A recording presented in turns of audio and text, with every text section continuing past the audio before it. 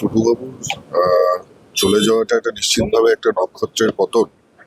এবং যেভাবে আহ, দুঃসময়ে তিনি ফুটবলের আহ, এই সেরা ক্লাব, আপনারা জানেন যে মোহনবাগানের মতন ক্লাব তার পাশে দাঁড়িয়েছিলেন। এবং সে শুধু তার যে আহ, এই ক্লাবে যে তার উপস্থিতি বা প্রশাসনিক দায়িত্বে ছিলেন সেটাই নয়, বরঞ্চ তার অনেক সময় আমরা দেখেছি দুঃসময় দাঁড়িয়ে তিনি তার নিজস্ব অর্থ তিনি এই সংস্থার পেছনে লাগিয়েছেন। এবং দুদিন সুদিন সমস্ত সবসময় তিনি ক্লাবের পাশে ছিলেন। নিশ্চিতভাবে বলবো যে এরকম একজন কিংবদন্তি, এই ধরনের একজন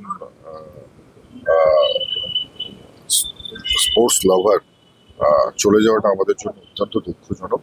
তবে মোহনবাগান ক্লাবের যারা সদস্য রয়েছে, এখনো যারা বর্তমান রয়েছে, আমি বলবো তাদের মধ্যে দিয়ে আগামী দিনে টুটুবাবু বেঁচে থাকবেন এবং টুটুবাবুর দেখানো পথেই আগামী দিনে বাংলার ফুটবল চলবে।